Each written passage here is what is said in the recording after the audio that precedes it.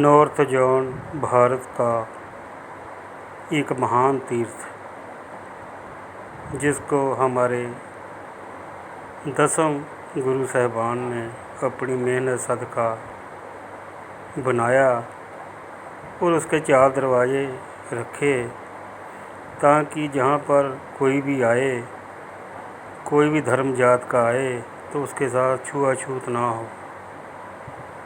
और ये सारा ही हरिमंदिर साहब सोने से जड़ित है।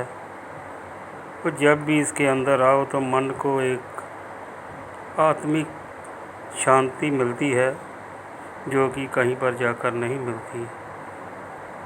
वो मिले भी क्यों ना, क्योंकि यहाँ पर 10 गुरुओं की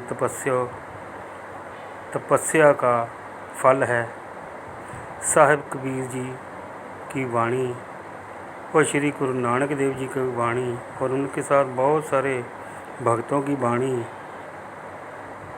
रचित श्री गुरु ग्रंथ साहिब जी का भी यहाँ पर दर्शन होता है।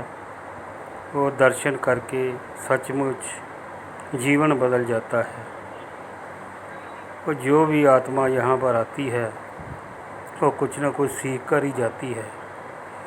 और उसमें सेवा भाव, वंड के छकना और ऐसी और मेहनत की खानी, 10-9 की किरत की खानी, मांग कर ना खाना, ऐसी क्वालिटियाँ उस आत्मा में चली जाती हैं। क्योंकि यही संदेश सारे गुरु साहिबान जी का था। और जब वो आत्माएं हिंदुस्तान में या दुनिया के किसी भी कोने में जाती है तो वहाँ पर भी वो यहीं जाकर अपना संदेश देती हैं और समाज में बहुत सारा योगदान पड़ता है। समाज सुखी होता है, आनंदमयी होता है। श्री गुरु ग्रंथ साहिब में साहिब कबीर जी की वाणी बहुत ज़्यादा है। और दूसरे नंबर पे श्री गुरु नानक देव जी, उसके बाद में फिर सभी भक्तों की वाणी, जैसे जैसे भी गुरु अमरदास जी और गुरु अर्जन देव जी ने दुनिया के भ्रमण के बाद जो भी उन्हें अच्छा लगा कि ये वाणी दर्ज करने योग्य है, उन्होंने श्री गुरु साहब में दर्ज की। और इसी का नतीजा है कि आज तक उस वाणी पर चलते हुए पूरा मानव जीवन दुनिया का सुखी हो रहा है और संदेश दूर दूर तक जा रहा है। ये तीर्थ स्थान जालंधर से कम 120 किलोमीटर की दूरी पर पड़ता है। जिधर से भी जाइए, जब भी कभी आना हो तो वहाँ पर ज़रूर जाएं। और वहाँ पर 2 विशेषताएं मैंने देखी कि बहुत ज़्यादा सफाई है वहाँ पर। ऐसा आभास होता है कि जैसे हम कनाडा और इंग्लैंड में घूम रहे हैं। ज़रा सी भी अनगैली नहीं। वहाँ का स्टाफ बहुत अच्छा जिम्मेदारी से काम करता है। श्रोमणी गुरुद्वारा प्रबंधक कमेटी के जो सेवादार हर समय सेवा के लिए वहाँ तैयार खड़े हैं। और लंगर सारा दिन चलता रहता है, चाहे कोई गरीब हो चाहे अमीर हो, सभी को पंक्ति में बैठकर खाना पड़ता है। क्योंकि यही गुरु साहिबान जी का संदेश था। और इससे ऊंच नीच का वितकरा ख़त्म होता है।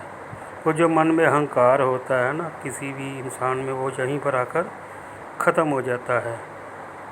ये दुखभंजनी बेरी है।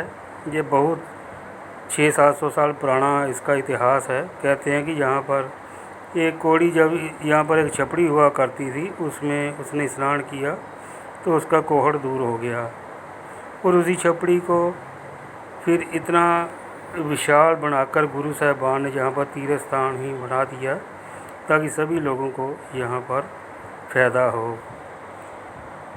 जय गुरुदेव, जय गुरुदेव, जय गुरुदेव। अमृतसर से आते हुए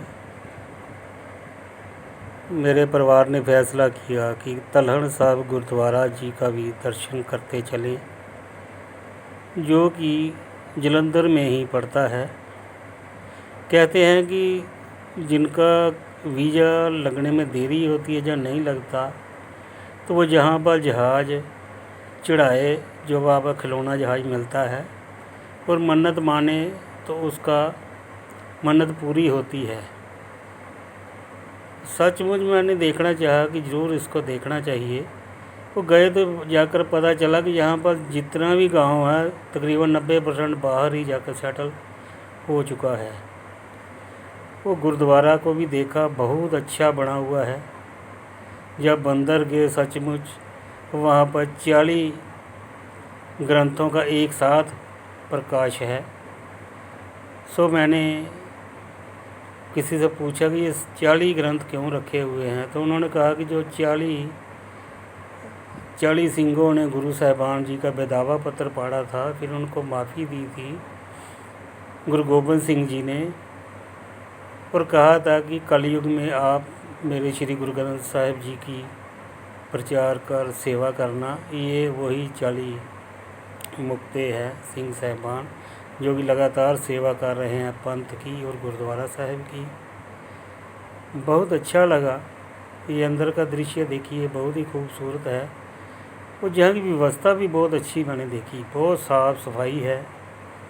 जहाँ पर कमेटी ने इतनी साफ़ सफाई की हुई है, इतना बड़ा मेला लगता है वहाँ पर, परंतु सरकार की मैंने उदासीनता ही देखी कि इतना बढ़िया तीर्थ स्थान, इसको कोई किसी भी मेन हाईवे या जीटी रोड के साथ नहीं जोड़ा। ये गांव के बीच है, फिर भी लोग उबड़ खाबड़ रास्तों से गाड़ियां कारों ट्रालियों में बैठकर यहाँ पर दर्शन करने आते हैं। सो मेरी सरकार से अपील है, केंद्र सरकार से और पंजाब सरकार से और श्रोमणी गुरुद्वारा प्रबंधक कमेटी से भी, कि इस गुरुद्वारे को एक साफ़ सुथरा रास्ता दिया जाए जहाँ से संगत बड़े आराम से गुरुद्वारा साहिब जी के दर्शन कर सकें। तो मैं मानता हूँ कि ये एक सर्ववालता का संदेश देने वाली जगह है, किसी विशेष या धर्म पंथ की नहीं है, किसी जात की नहीं है। ये समूह मानवता का इतिहास है यहाँ पर, तो इसको ज़रूर विकसित करना चाहिए।